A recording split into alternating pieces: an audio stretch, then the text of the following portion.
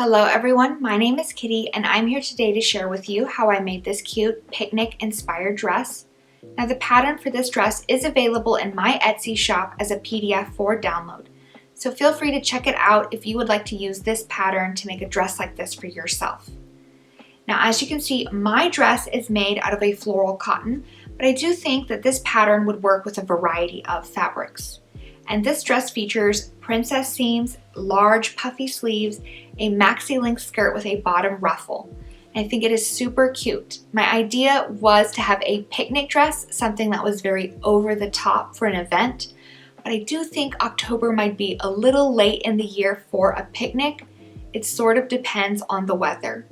But I'm very excited to share my process with you, so let's get started.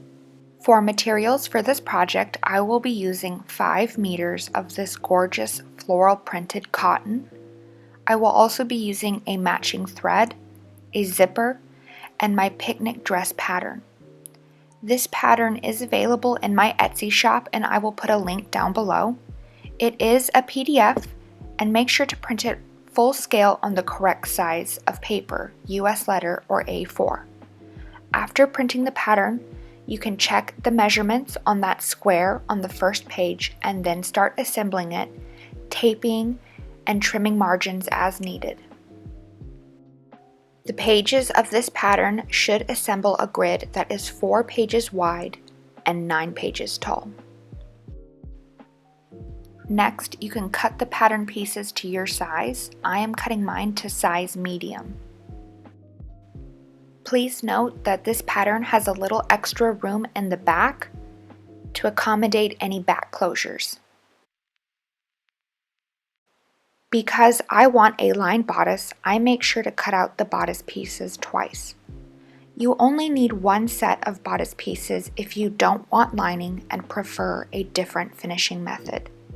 But for my dress, I cut out 2 bodice center front pieces on the fold, 4 bodice center back pieces, 4 bodice side front pieces, 4 bodice side back pieces, 4 pocket pieces, 2 sleeves, 2 sleeve bands, 2 skirt top tier pieces, and 4 skirt bottom tier pieces.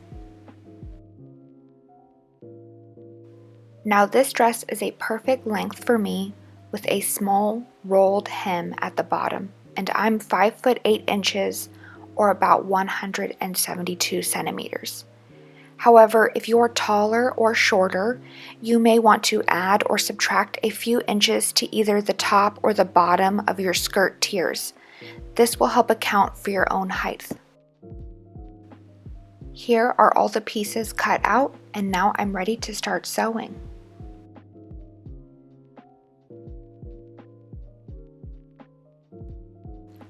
I'm going to start by matching the bodice side front to the bodice front along the curved edges. I like to match pretty sides together and then straight stitch along that curved edge, stitching the 2 pieces together. Then I follow up with a zigzag stitch to prevent any fraying. However, you may prefer a different method of finishing your edges.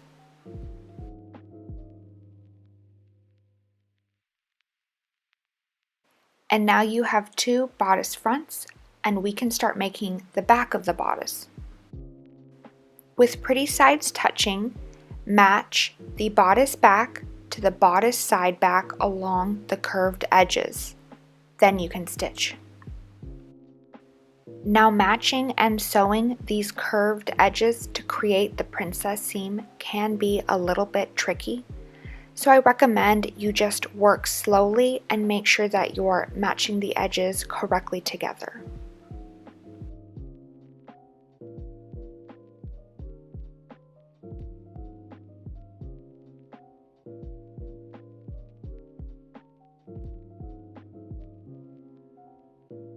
And with that complete, we can attach the front of your bodice to the back of your bodice at the shoulder. Start by matching pretty sides together, and I like to straight stitch it and then zigzag stitch those raw edges. Afterwards, I like to press them down towards the back of the bodice.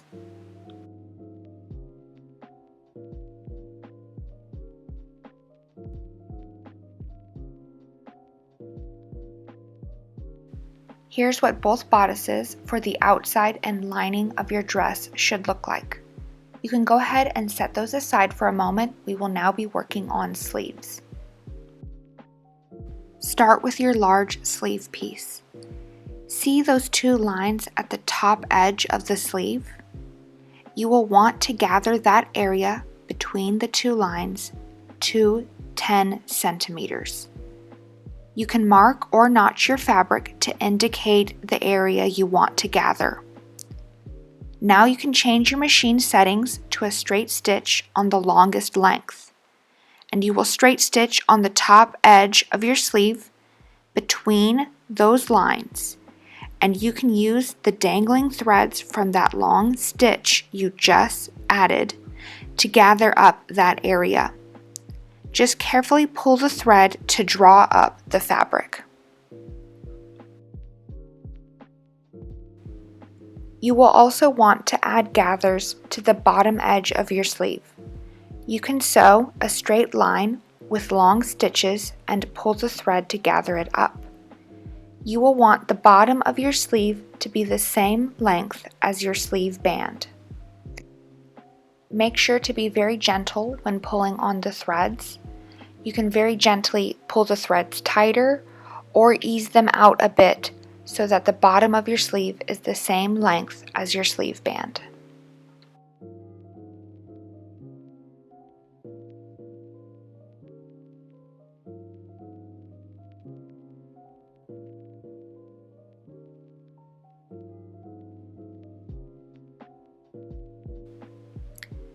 Next, we will be adding the sleeve band to the bottom of the sleeve. Match the pretty or right side of the sleeve band to the wrong side of the sleeve at the bottom edge. Once the sleeve band has been matched to the bottom edge of the sleeve, you can sew it in place.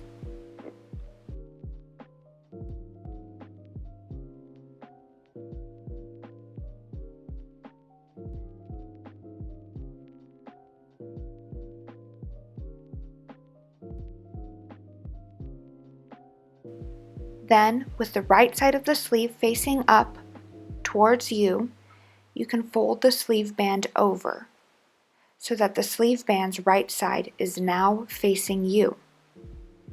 You can fold the raw edge of the sleeve under, this will be that bottom raw edge, and top stitch it in place. That folded raw edge that has been top stitched should hide the gathers. This will cover the seam at the bottom of the sleeve and give you a neat sleeve band. Now we can add the sleeve to the armhole on the bodice. Please keep in mind that we will be adding the sleeve to the outside bodice piece, not the lining. Match the rounded top edge of your sleeve into the armhole. Make sure pretty sides are touching. You can adjust the gathers on the top of the shoulder of the sleeve if needed. You can ease them out or make them a little bit tighter to help fit that sleeve into the armhole. And use pins if needed. Once pinned in place and everything is situated, you can go ahead and sew these edges together, and if you like, finish them with a zigzag stitch.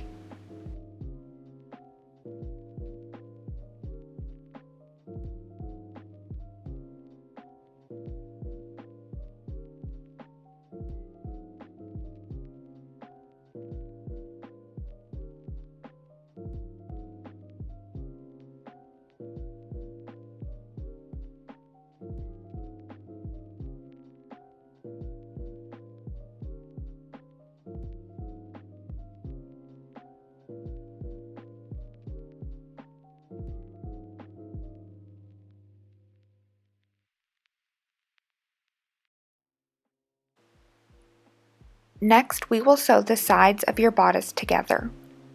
With both of your sleeves added, You can now fold your bodice in half on the shoulder, front kissing the back. Make sure pretty sides are touching. And along the armpit, you can match the seams and edges of the sleeve and pin it together. Once everything is pinned in place, you can sew it. This will close your bodice at the sides, and you can try it on. Make sure to repeat these steps for the bodice lining that doesn't have sleeves.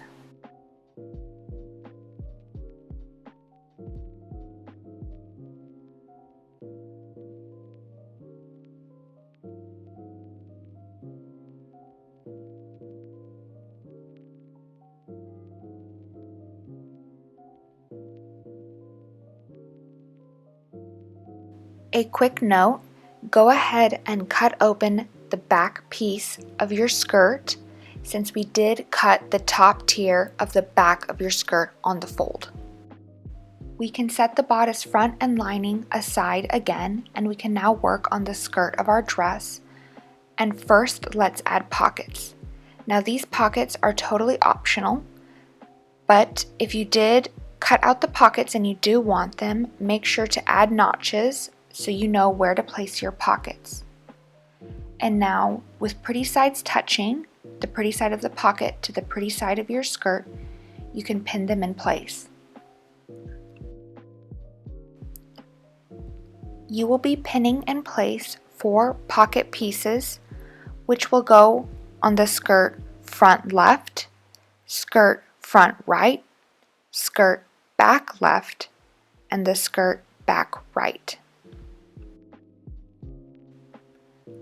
After pinning your pockets in place, you can go ahead and stitch them to the side of your skirt. Next, you'll want to open the pocket up and press it down flat.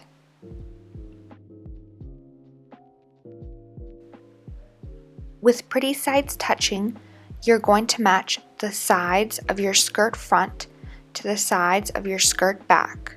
Be careful to match the pockets as you match the sides of your skirt together, and use pins.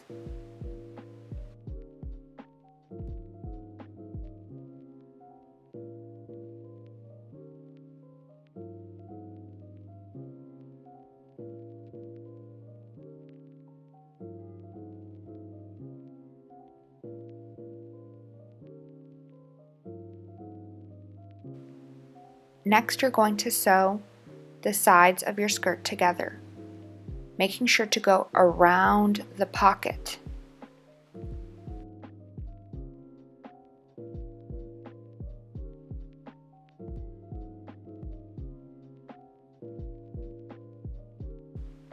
I decided I wanted to make the opening to my pocket a little bit smaller, so I straight stitched the side of my skirt an extra 1.5 inches right here.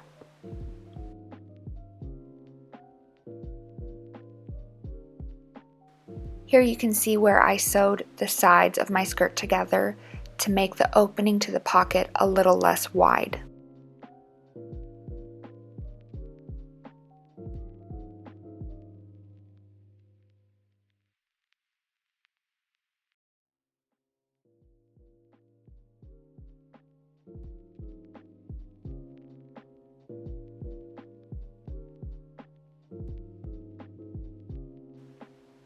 And now with the pockets added to the skirt of my dress, I've decided to go ahead and press the edges and opening of the pocket to make them a little bit more crisp.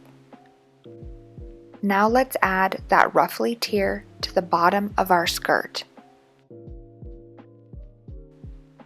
Start by sewing the sides of the skirt's bottom tier pieces to one another. You are going to make one long rectangle. This will be the bottom ruffle.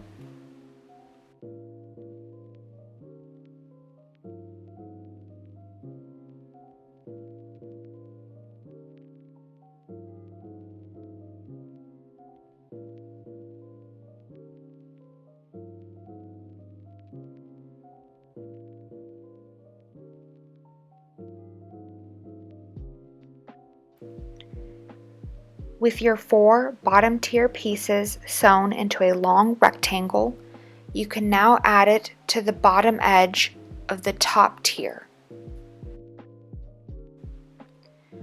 I like to lay the bottom tier on top of the top tier with the pretty sides touching, and then I pin. I start by matching the center fronts of both tiers together, and then carefully measure and space out the extra volume for the bottom tier, pinning it in place and trying to distribute it evenly. To create the bottom ruffle, I'm just going to make the gathers by forcing the extra fabric of the bottom tier under the foot of my sewing machine, and then I just stitch it in place as I go. I like to use my little scissors to help me manually create these gathers, and I just make them and sew them down as I go. But this is a great place for you to use any gathering method that you're more comfortable with or that suits you.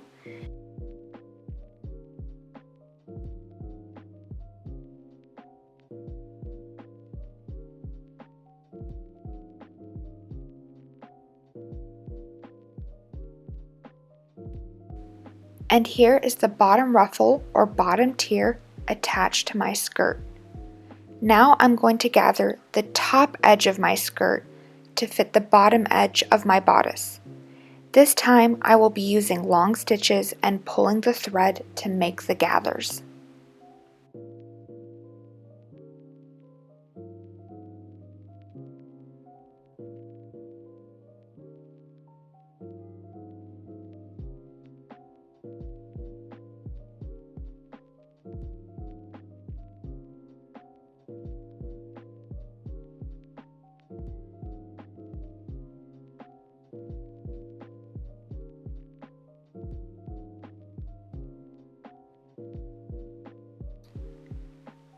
I use a pin to mark the center front of my skirt and the center front of my bodice and then match them together. I pin the bodice to the gathered skirt, adjusting the gathers as needed, and I'm being very mindful of the pocket placement. Just fuss with the gathers until everything fits appropriately and then pin it in place.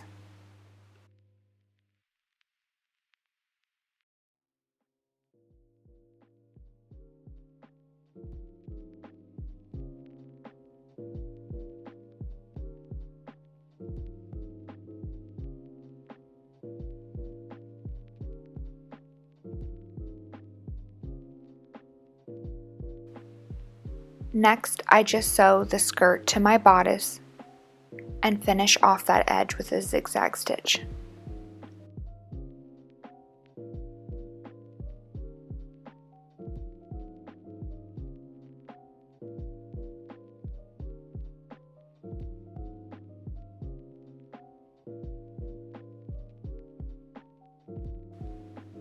The dress is almost finished at this point, and you could opt to finish the neckline and back with bias tape, but I'm going to add lining. I put my dress on my mannequin, and then I lay my lining over top the outside of my bodice, pretty sides touching. I match the edges and seams of both the bodice and lining together and pin them in place.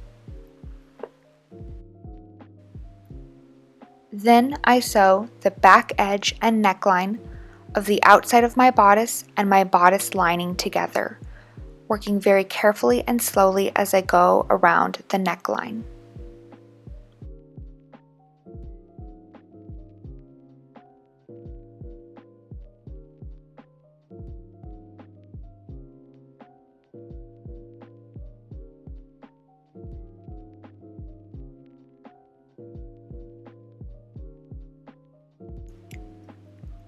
After sewing the bodice and lining together at the back edge and neckline, I trim and clip any corners, that way it's easier to turn it inside out.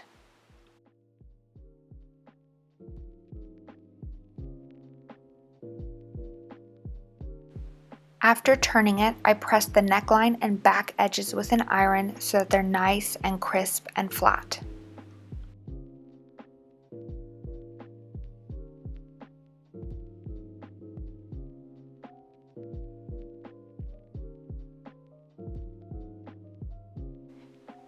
Now, to finish the lining, I'm going to fold the edges under and then pin it in place, matching seams and edges. Then I will hand sew the lining to the seam allowance of my dress, working along the armholes and waist.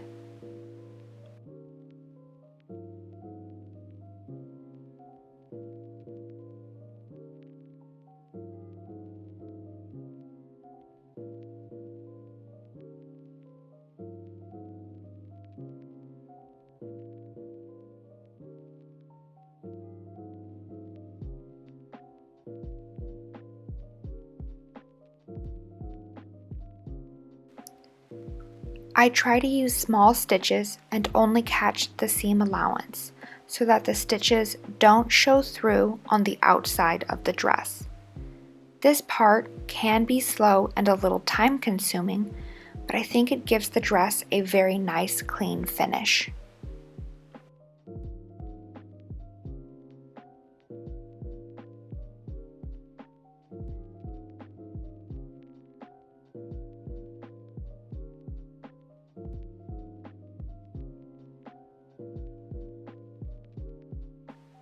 Now it's time to add a back closure and close up the back of your dress.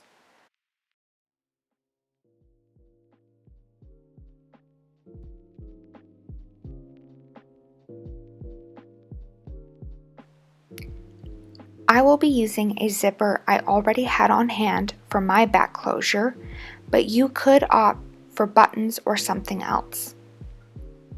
Now I am embarrassed to say I am terrible at zippers, so I don't want to speak on this topic too much and mislead you.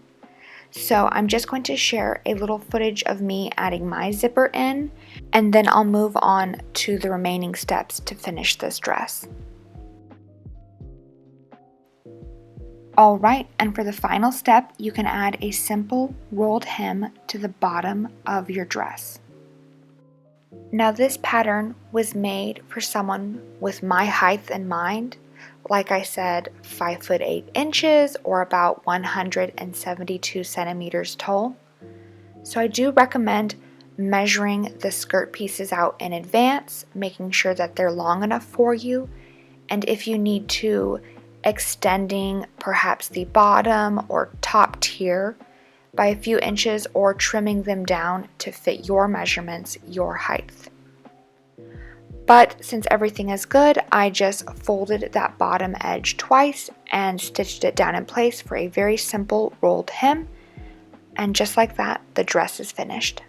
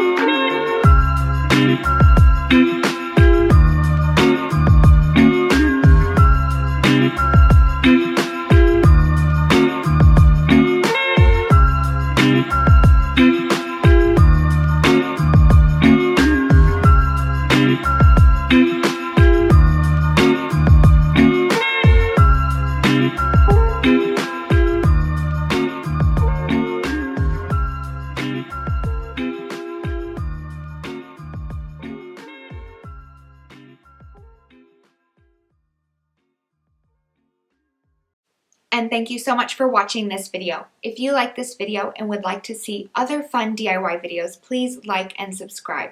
Thank you. Bye.